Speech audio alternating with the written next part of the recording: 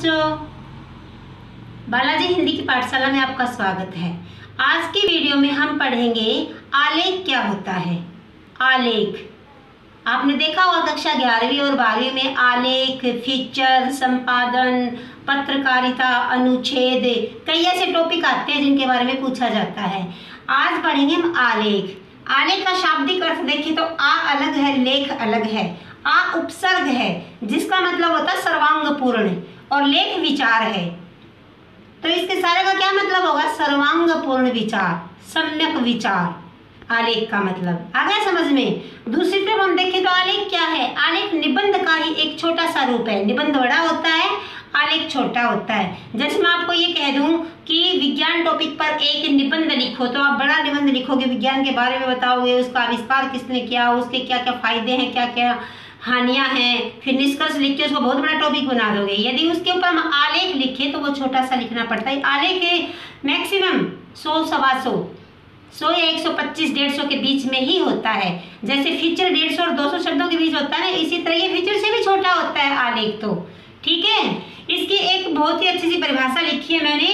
आलेख गद्य लेखन की वह विधा, गद्य लेखन की विधा है ये, वह विधा है जिसमें किसी एक विषय पर सम्यक विचार होता है। सम्यक होता है सर्वांग पूर्ण, सारा, टोटली, एक विषय पर। ठीक है, फिर एक छोटी सी बात और बताना चाहूंगी मैं आलेख के बारे में। जैसे ये निबंध का एक छोटा रूप है, एक बात ये बताई, एक छोटी सी और बता देती हूँ कि आलेख गंभीर और व्यंग्यपूर्ण रचना होती है। व्यंग्य क्या होता है? कटाक्ष, जिसमें ऐसे लहजे में, ऐसे तरीके से बोला जाए कि अगले को कांटे से चुभे, उसको सुन के बुरा लगे। ठीक है, वो व्यंग्यपूर्ण या व्यंग्यात्मक शैली होती है। तो आलेख व्यंग्यपूर्ण ही होता है। जैसे किसी की कटती भी ना करे, बुराई भी ना करे, और ऐसी बात कह दे कि उसका सारा पता। जैसे आपका एक फ्रेंड है, आपका कोई दोस्त है, और आप उसको ऐसे ही कह दो कि ऐसे दोस्तों से तो दुश्मन भले। ठीक है, आपने उसको ये बड़ी बात बोल दी, कितनी व्यंग्यात्मक है, हंस के भी बोल दी, उसको फील भी हो गया होगा, और आपकी बात भी क्लियर हो गई, स्पष्ट हो गई। बहुत ही अच्छा उदाहरण है कि अपने दोस्तों को ऐसे बोल दो कि ऐसे दोस्तों से तो दुश्मन भले, या फिर जिनके इतने अच्छे दोस्त हों उन्हें दुश्मनों की आवश्यकता नहीं होती। कितना कटाक्ष है इसमें, कितनी व्यंग्यपूर्ण शैली है। लेकिन एक लाइन से आलेख नहीं बनता। आलेख में 100-150 के बीच में शब्द होने चाहिए। लेकिन मैं व्यंग्यात्मक शैली समझा रही हूँ कि व्यंग्यात्मक शैली क्या होती है। बहुत ही अच्छा उदाहरण है कि जिनके इतने अच्छे दोस्त हों उन्हें दुश्मनों की जरूरत नहीं होती। ये होती है व्यंग्यात्मक शैली। ये बात मैंने क्लियर की आपके सामने। अब हम पढ़ेंगे आलेख के गुण, आलेख के लाभ है। क्या गुण होते हैं भाई, क्या होते हैं आलेख? देखो अभी बताती हूँ। नंबर 1, भाषा सरल और स्पष्ट होनी चाहिए। सरल का मतलब समझते बताने की जरूरत नहीं है। आप जब भी किसी काव्य भाग को पढ़ते हो, उसके फिर काव्य सौंदर्य बताते हो, तो उसमें लिखते हो कि भाषा स्पष्ट और सरल है। ठीक है, सरल का मतलब क्या होती है? आसान समझने में। यदि एक बार पढ़ लिया ना तो वो समझ में आ गई कि ये आलेख में कहना क्या चाहता है लिखने वाला। स्पष्ट का मतलब भी आप समझ गए हो, भी बिल्कुल क्लियर हो, बिल्कुल साफ हो कि लेख लिखने वाला, आलेख लिखने वाला क्या समझाना चाहता है, वो पढ़ते ही समझ में आ जाए। नंबर 2 पे देखिए, आलेख में विचार होने चाहिए, कथा नहीं। आगे समझ में, इसका मतलब क्या है कि निबंध टाइप में बड़ा नहीं होना चाहिए, सीमित, छोटा होना चाहिए। ये नहीं, जैसे मैं आपको एक अच्छा सा उदाहरण बता ही देती हूँ कि एक ही व्यक्ति की उंगली कट गई यहाँ से, ठीक है, और उससे मैंने पूछा या किसी ने भी पूछा कि भाई ये उंगली क्या होगा, आपने पट्टी क्यों बांध रखी है, कैसे हो गई? एक तो वो ये कहे कि भाई कल मैं है ना अपने खेत में थ्रेशर वाली मशीन से अनाज निकाल रहा था, मेरी उंगली उसके अंदर आ गई, ये कट गई। ठीक है, समझ जाएंगे भाई इसकी उंगली कट गई।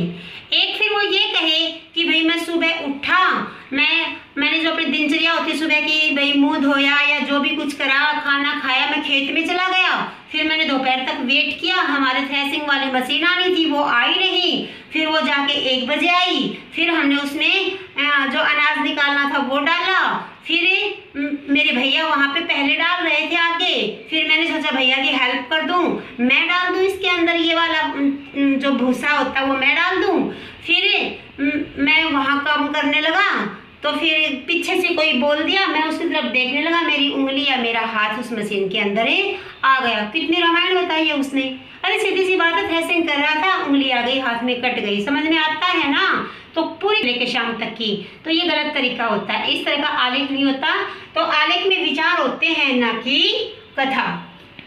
नंबर 3 पे देखिए बेटा जी कि सीमित आकार विषय वस्तु पर आधारित होना चाहिए। आकार तो सीमित होता ही है उसका, लेकिन जो मैटर होता है, जो विषय होता है, जिस बात के बारे में बताया जाता है, जिसके बारे में पूछा जाता है, उसी के इर्द गिर्द चारों तरफ होना चाहिए। जैसे वही थ्रेसर वाली बात है, उंगली कटने का पूछा था, वो दिनचर्या बताने लग गया है। या फिर वो पीछे का कल का भी बता दे कि हमारे तो 10 बीघा जमीन है, वहाँ पे गेहूं है, वहाँ पे बाजरा है, वहाँ पे मूंग है, वहाँ पे पता नहीं चली क्या क्या बोल दिए। आ रहा है समझ में। नंबर 4 पे देखिए बेटा जी कि एक बात बार बार नहीं दोहरानी चाहिए। रिपीटेशन अच्छा नहीं लगता है ना। वो एक बार छोटा सा बच्चा था, उसको गाय का प्रस्ताव याद करवा दिया, तो बार बार यही कह रहा था, गाय एक पालतू पशु है, गाय के 4 टांगे होती है, गाय की एक लंबी पूंछ होती है, गाय के 2 आंखें होती है, गाय के 2 सिंग होते हैं, गाय के ये होता है, गाय के वो होता है, गाय के वो होता है। रिपीटेशन अच्छा नहीं लगता ना, तो इस तरह की दोहराई भी आलेख में अच्छी नहीं लगती। इसके बाद देखिए नवीनता। यदि हम आलेख लिखते हैं तो करंट में तो होना चाहिए, कुछ नवीनता होनी चाहिए, कुछ उस समय का जो चाल चलन है, जो धारा है, जो बह रही है, वो बहाव उसके अंदर होना चाहिए। ताजगी से मतलब है कि उसमें जो न्यूज़ है, समाचार है, या जो विचार हैं, वो उस समय के अकॉर्डिंग होने चाहिए, जो उस समय धारा चल रही है। जैसे आज का जो समाज है, उसमें बच्चों को क्या पसंद है आपको पता है, तो थोड़े से लेवल के अकॉर्डिंग होनी चाहिए। और ताजगी से परिपूर्ण बता दिया, थोड़ी भावुकता भी होनी चाहिए कि उसको हम पढ़े तो भावुक हो जाएं, मतलब हमारा मन उद्वेलित हो जाए, हमारा मन गदगद हो जाए, हमारा मन भी करे कि इसको हम पढ़े, ये चीज़ क्या है। तो ये छोटी छोटी मैंने 5-7 इसके बारे में बता दी है बेटा जी। अब की बार आपके बड़ा तो आलेख के बारे में नहीं पूछा जाएगा, छोटे छोटे MCQ भी पूछे जाएंगे। उसमें एक अच्छे आलेख के गुण पूछ सकते कि 2 गुण बताओ, 3 बताओ, या फिर उसमें पूछ सकते कि आलेख और निबंध में क्या अंतर है, या आलेख और फीचर में क्या अंतर होता है, या फिर आलेख की परिभाषा बताओ। इस तरह से आपसे छोटे मोटे क्वेश्चन पूछे जाएंगे।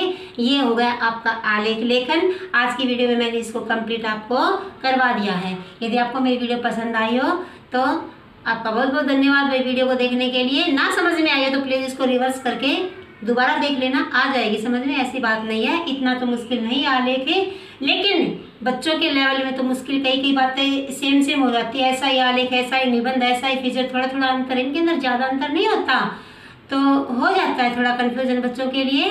तो आपको पढ़ना अनिवार्य है इसको, और रिवर्स करके देख सकते हो इसको बार बार। यदि आपको बोर्ड क्लियर ना दिख रहा हो तो इसका स्क्रीनशॉट लेके बाद में गैलरी में जाके इसको जूम करके देख सकते हो। तो आज की वीडियो में बस इतना ही। यदि आपको वीडियो पसंद आई हो तो प्लीज़ इसको लाइक शेयर कर देना। Thank you.